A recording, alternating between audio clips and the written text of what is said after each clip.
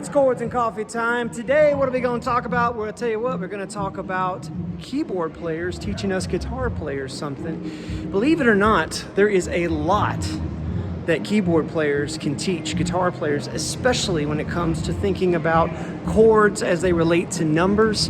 That's been a question a lot of folks have asked. I'm going to pick me out a guitar, kind of have my eye on this reverend. So let's grab this one and let's grab my buddy Emmett. Emmett, you got time to teach us about chord numerology, also known as the phone number. Absolutely. 2.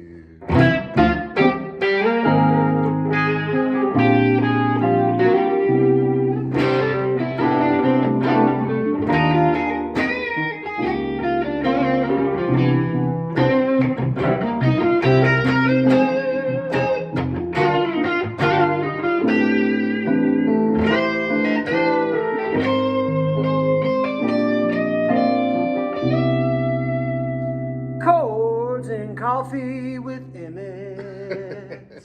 Take you a quick drink. Now, Emmett doesn't drink coffee.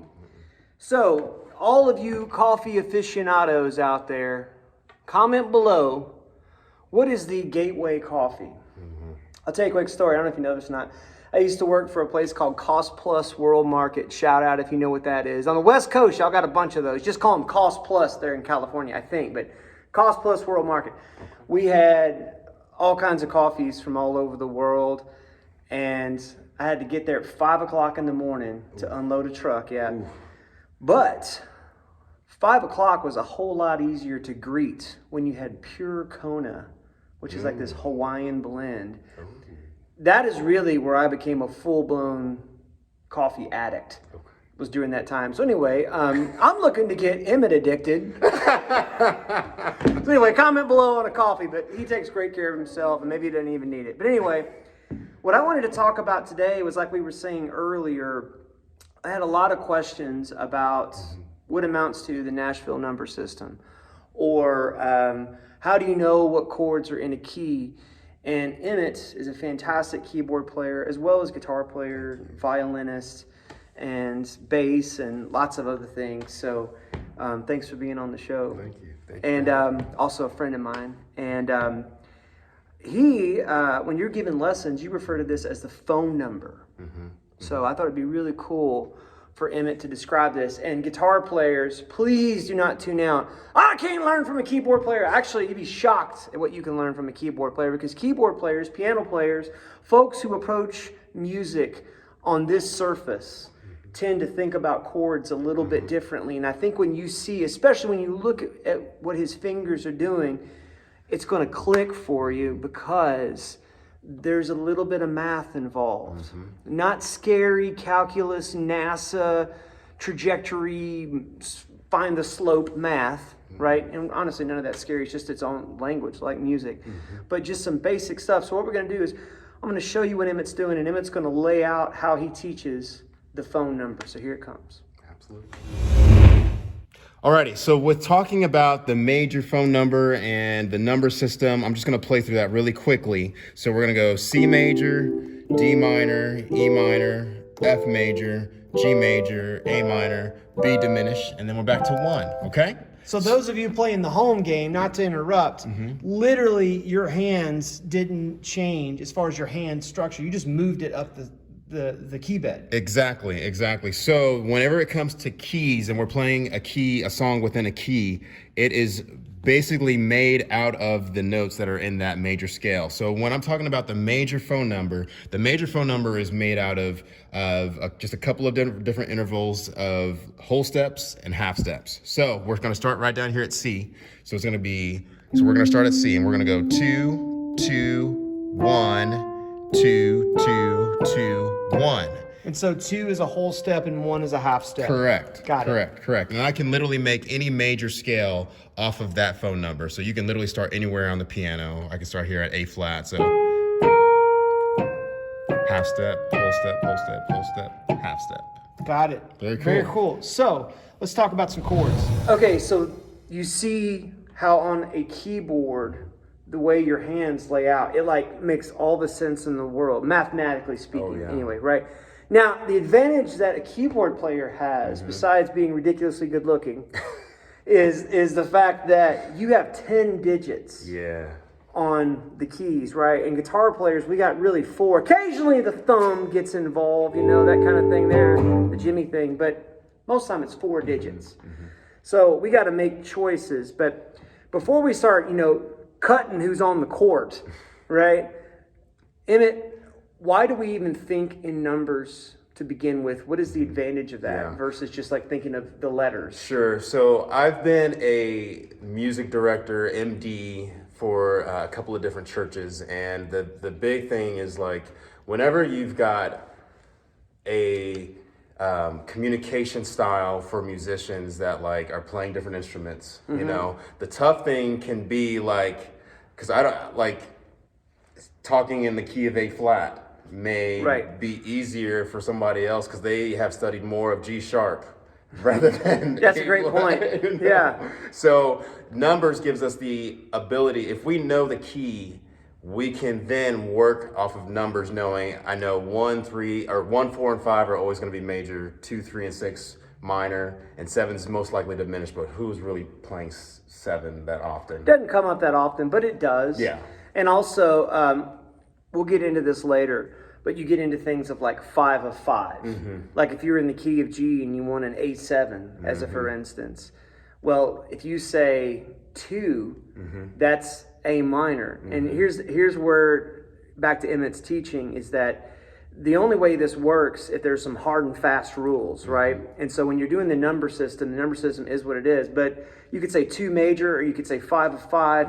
It really depends, because again, to your point, in the heat of the moment, if you need to turn around and tell somebody a chord, it's a lot easier to say, like in the key of A flat, to say, you know, 4 as opposed to saying D flat. Yep. You know what I mean? Or deciding if it's D flat or C sharp. You know, if you're between, you know, A flat and G sharp. Does that make sense? Comment below if it doesn't, and I will absolutely respond to that comment and explain. We're here to learn from one another and encourage one another. So to that end, Emmett, could you talk about, so there's the basic chords.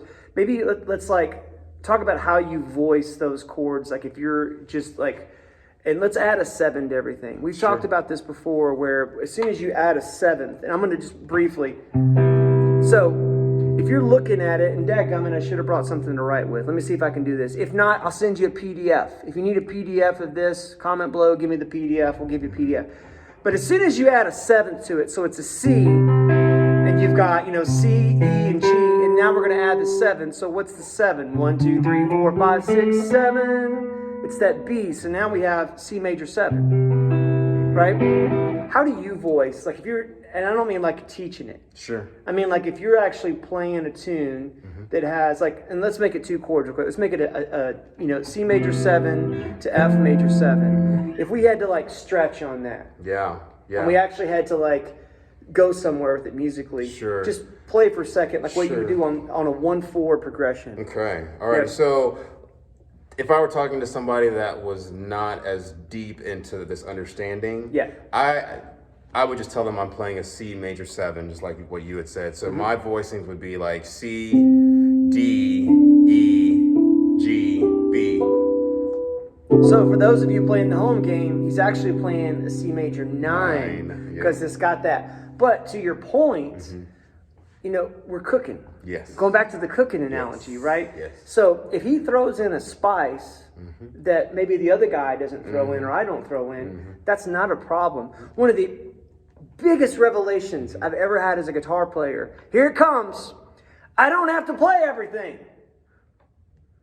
I don't have to play all my strings.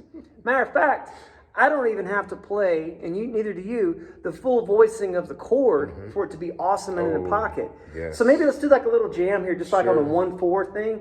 And then once you get to where you like it, maybe tell us what it is you're doing. Sure. Go ahead.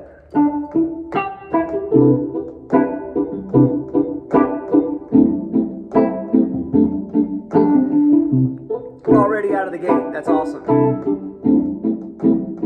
going to switch up the inversions. Oh.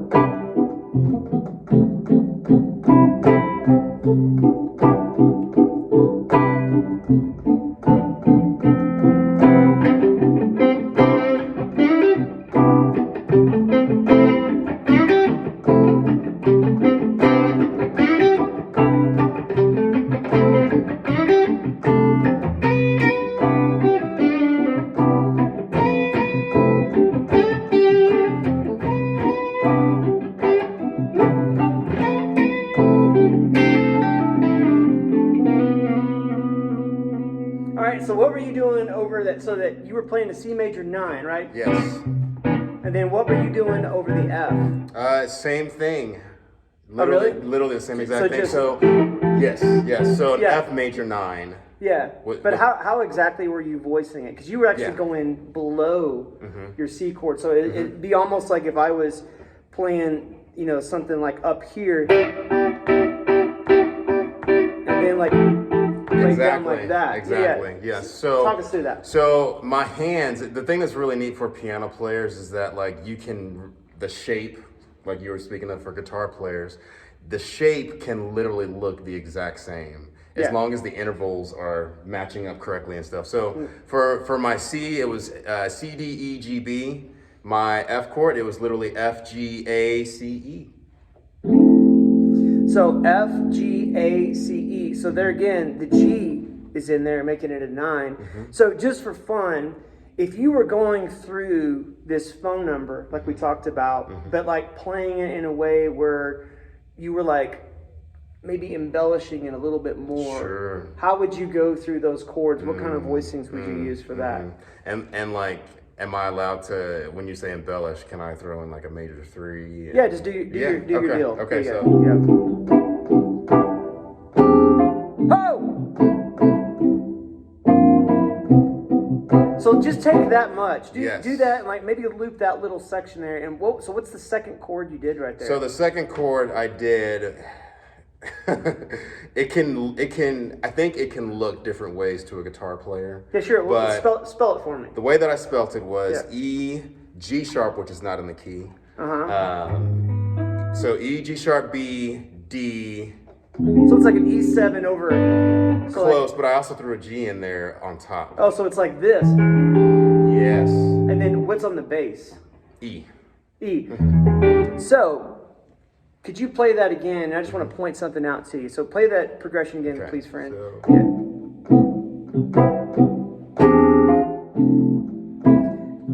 What's fascinating to me is that when we play that, so guys, that's the Purple Haze chord. It's that chord right there. So it's really like you can think of it as, if we were getting kind of in the weeds on the theory, you can think of it as like an E minor with a major third accompanying the minor. But to me, that's so, ugh.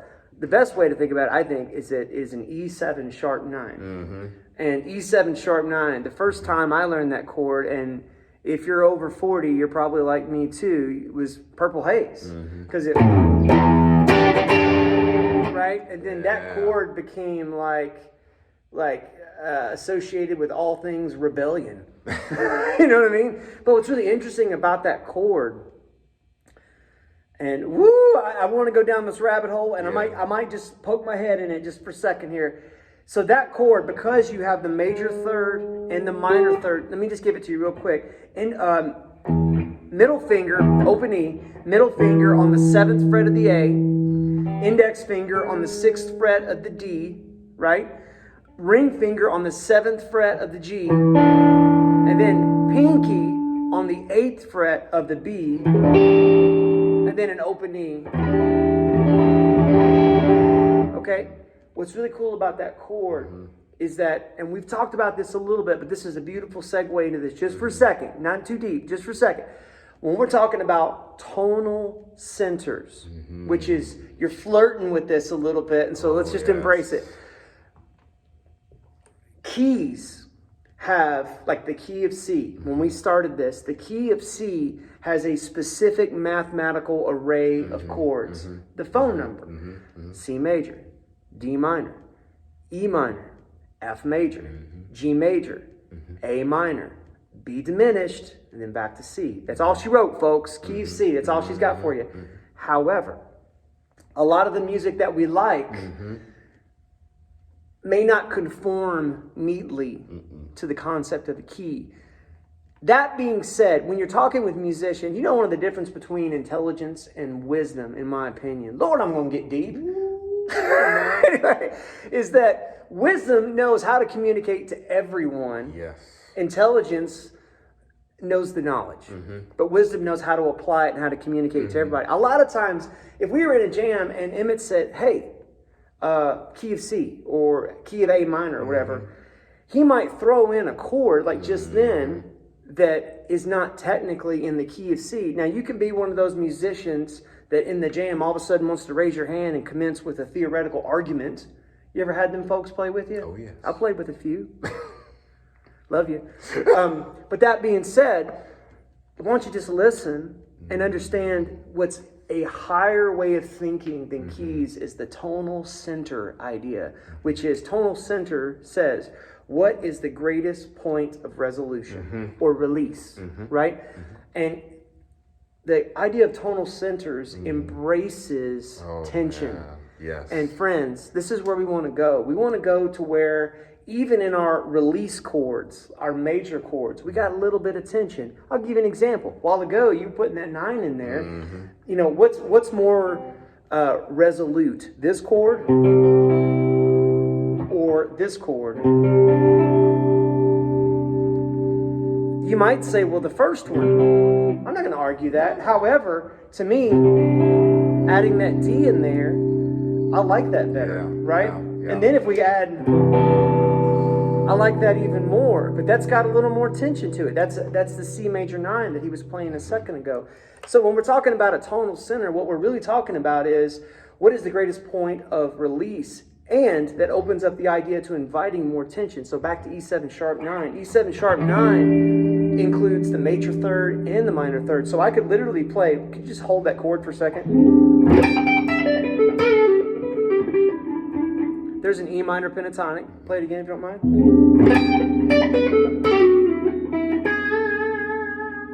I threw in the major third there, right? And so there's less wrong notes. Yeah. The more tension a chord has, the less wrong notes. So could you play the rest of that if you can remember it? Well, can I throw something at you? Yeah. Do your thing. Yeah. With our this is really a lot of fun. The thing that, like you were saying, it embraces. There's chords that are in the key of C that are also in other keys. Yes. Right? Yes. So the thing that's really neat is like I'm almost playing with C and F. And I'll show you why. So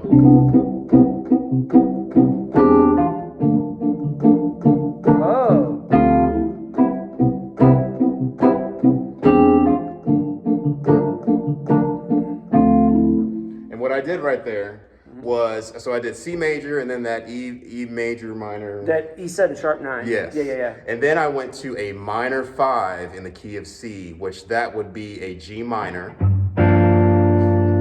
Right? Yeah, with the 7. And then I went down to a D minor, which D minor, the thing that's really fun for keyboard players because we can see how this stacks, like literally in front of us. Slightly unfair advantage, but continue. Yes. So a D minor 9 is the same, like if you were to take away the D, it would be an F major 7. Yeah. And we've talked about that before, the relative major, relative minor. Hey, it occurs to me that there's a lot of theory talk going on right now. You're doing yourself and everyone else who has the same question a tremendous favor if you comment below on specific questions. And if I can't answer it, Emmett will. So, Emmett, could you play that progression one more time and then maybe call out the numbers while you're doing it so that we could... Sure. Yeah. Absolutely. So the way I would voice this to a team would be, here's 1, major 3, minor 5, then a 2. So he's calling the numbers out as it relates to C because C would be the greatest point of resolution. So, not to put you on the spot, but I am. Could you maybe like go through something, play it, and then like maybe a longer progression? Sure. And then you don't have to call it out while you're doing it, but then like call it out to me, and then let me see if I can play over it without screwing it up. Sure.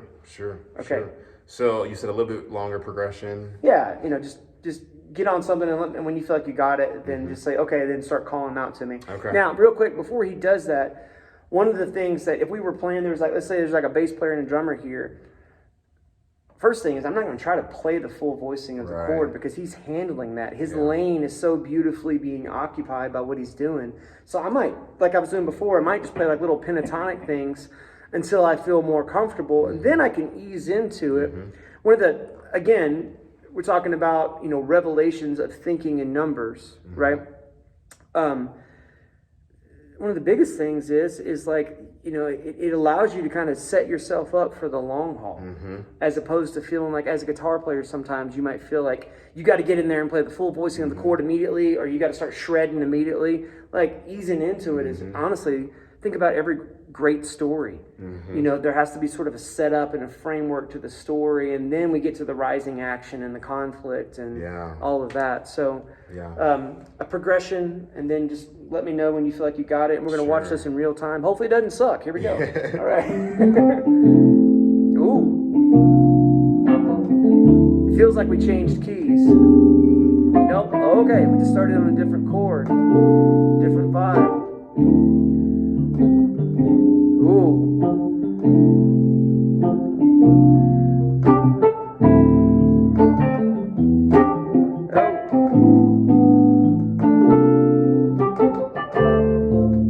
A lot of activity. Yeah. All right. You ready? Yeah. We're gonna go 4.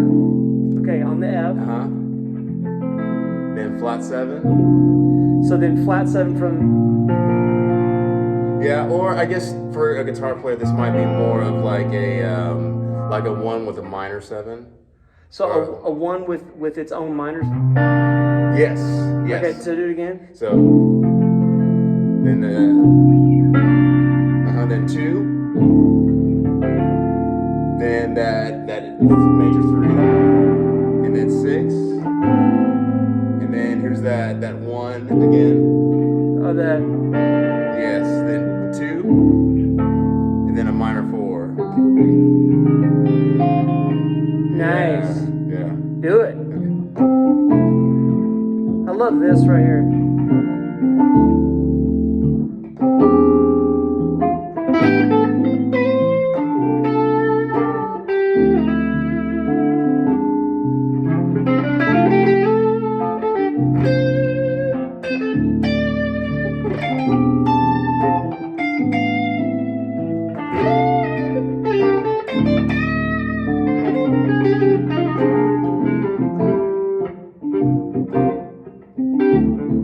I mean, if you're gonna be wrong in a major way, right? I'm talking about myself.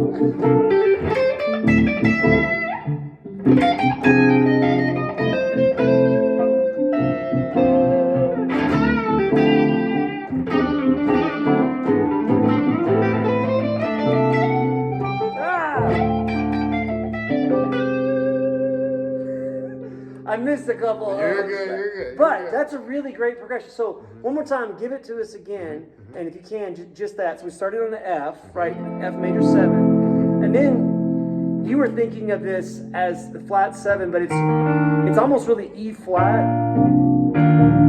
like.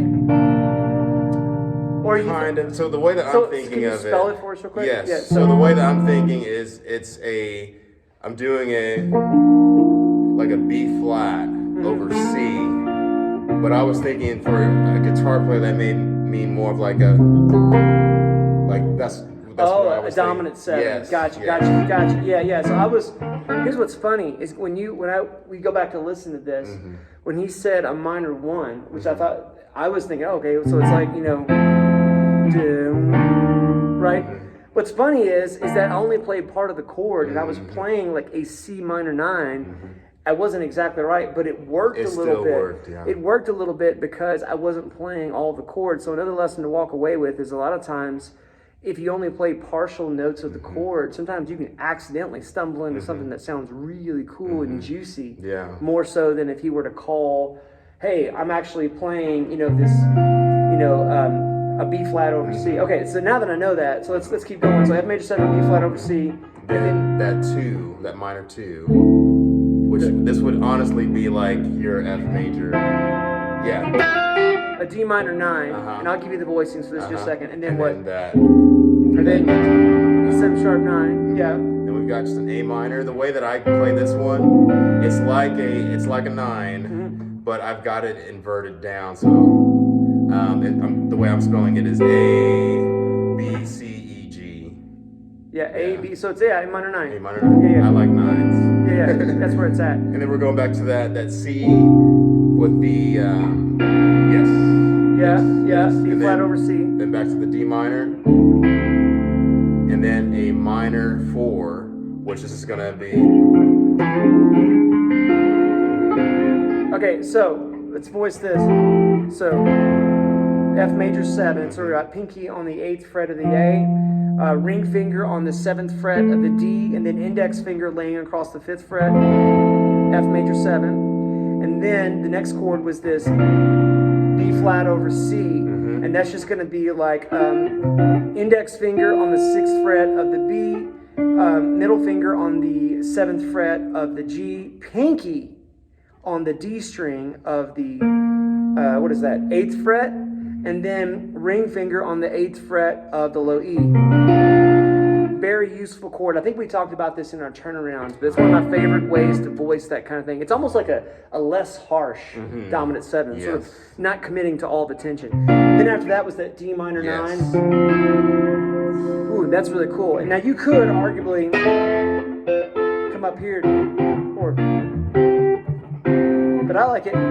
That feels more dramatic because sliding this note down to here as I spit on your keyboard. Weird. All right, anyway. And then you got your pinky on the 5th fret of the B string, ring finger on the 5th fret of the G, index finger is going to be on the 3rd fret of the D, and then middle on the 5th fret of the A. After D minor 9, was it the E7 sharp 9 after that? Remember we talked about that? That's the purple haze chord. Middle finger on the A string, 7th fret, index finger on the 6th fret of the D, ring finger, 7th fret of the G, and then pinky, 8th fret of the B. And then we go to A minor 9 here. And then on this A minor 9, you can do a regular old A minor, but let's open A string, index finger laying across the 5th fret of the D, of the G, and the B, and then pinky on the 7th fret of the high E. Right? And then after this, was it the minor 4? No, it's back to the 2. Back to the D minor 9. Back to this chord. We just did that a second ago. And then now the minor 4. Now the minor 4. So here we can, or from here we can go like that. Yeah. And so what's cool about this is even though he's playing F minors, if you don't mind, play that. And if I play, that's kind of a cool collision of, and I can also leave the bass off one more time. Right? So here's what's happening, is I'm playing, I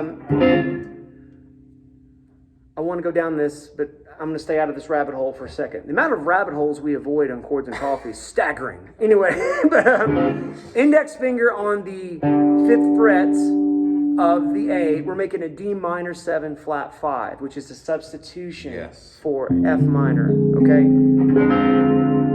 It's really pretty to me. So index finger on the 5th fret of the A, ring finger on the 6th fret of the D, middle finger on the 5th fret of the G, and then pinky on the 6th fret of the B. So let's see if we can do this jam real quick. Kick it up. 1, 2, 3. Ooh, it goes back quick. 3, 4. There it is.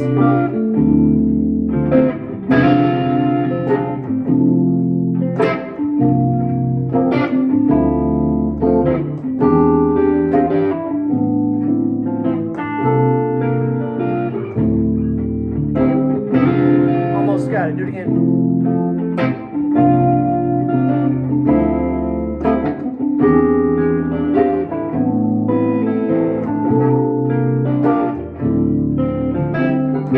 Time for good measure.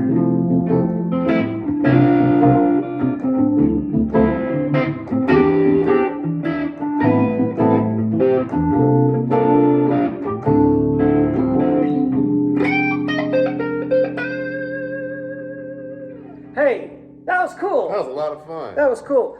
Okay, if you have questions about that chord progression, comment below. Would absolutely love to see somebody play this chord progression, maybe with a buddy, hashtag Chords and Coffee, put it on YouTube, put it on Instagram, put it on Facebook, whatever you like.